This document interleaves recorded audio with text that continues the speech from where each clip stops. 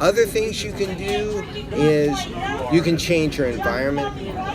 So if you're in your office or you're in your bedroom and you become stressed, you just got off the phone with a family member who just stressed you out. We all know our family members can push our buttons.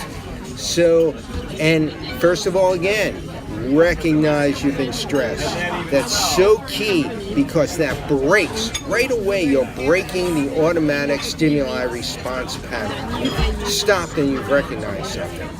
Then get out of that environment. Take a walk. The physical motion will change the way you feel. If you take a brisk walk and you start to release some endorphins, or you run, that will help. Certainly, if you're in a highly stressed mode, then exercise is tremendous. Because when you're in a highly stressed mode, you're in fight or flight. You know, it's called fight or flight, but it's really fight, flight, or freeze. Because a lot of people freeze when they're in that modality. So when you're highly stressed, when you're in that fear, when you're in that fight, flight, or freeze mode, your heart is pumping. You're pumping out cortisol. You're pumping out adrenaline. You're literally, your body has been created by nature to be ready to go into battle. But there's no battle to go into. So if you can go and run on a treadmill or run outside, being outside is great. If you can lift some weights, if you can do some exercise, you're releasing all of those stress hormones. You're releasing that load, that biochemical load that just came on. And you're also releasing good chemicals, the endorphins, that's going to help you to feel good again. So if you're in a highly stressed mode, that's wonderful to do. But you have to do, the very first thing is to recognize you're in a stressed mode. I'm here.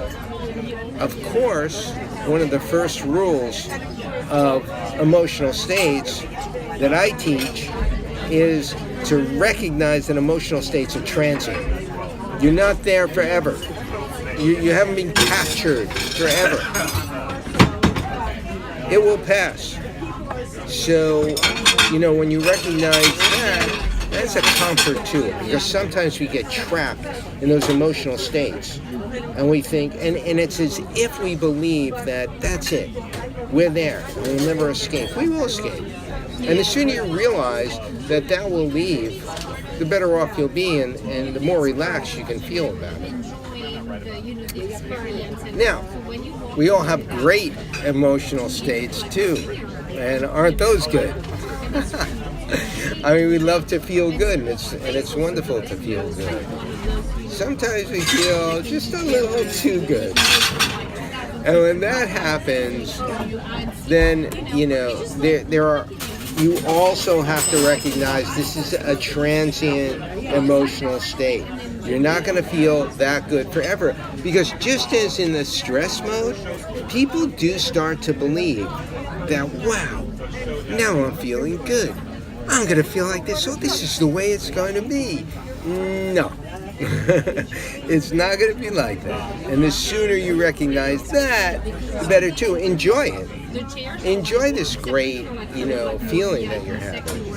But recognize that, that too is transient.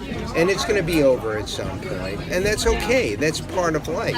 The thing to be especially cautious of when you're in a really good mood, is the decisions you make. Because if you're suddenly feeling like, wow, everything's going to be great from here on out, and I'm so good, I'm the best, suddenly you can overcommit. You can make some very audacious decisions that may be a step too far, a bridge too far. And you may wake up the next morning and say, oh my gosh, what have I done? So there's less caution about good states. We love to feel good, but there's still caution about good states. You still want to be careful about them.